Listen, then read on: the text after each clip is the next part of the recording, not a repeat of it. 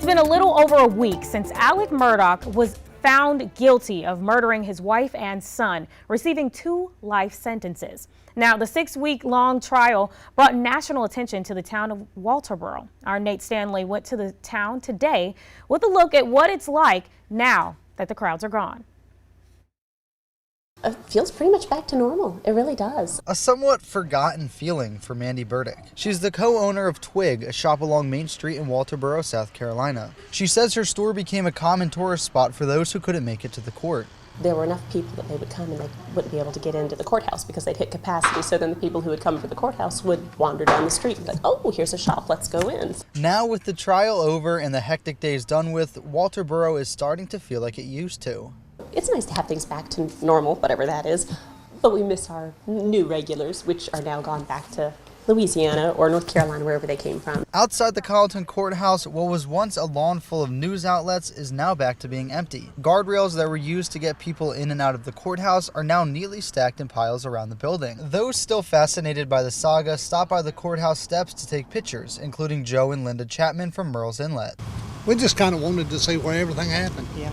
And, you know, you just start listening to all this, and it's like a drama that you just have been keeping up with, reading about, and it's very seldom you get to visually look at something like that. So when you got the opportunity, you just come see, hey, let's go look at what happened. After the courthouse, they made the 30-minute trip to the Murdaugh's Moselle property in Colleton County. Throughout the afternoon, dozens of cars stopped by the gates to take pictures or just visit the site of the crime. Nana Smock and her sister drove by to take in the eerie feeling of being so close to the scene. I was just curious to know where it happened at.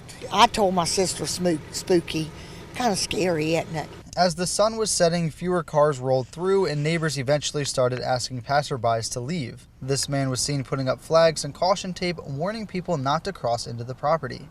In Colleton County, Nate Stanley, News 19, WLTX.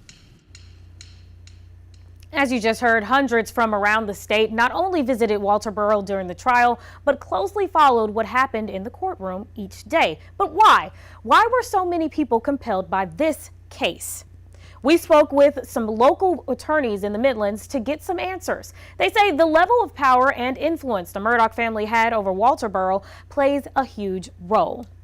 Experts also say the new information revealed in the trial allowed viewers to imagine what might have happened as details unfolded. Other lawyers argue there's still a lot of attention toward the case because of how much information remains unclear, like the full story surrounding Murdaugh's attempted suicide. Right now, Murdaugh is in prison serving 2 life sentences. His legal team filed an appeal asking that his murder convictions and sentences be overturned. It's unclear how long the appeal process could take. To find more coverage on this trial, you can visit our website, WLTX.com.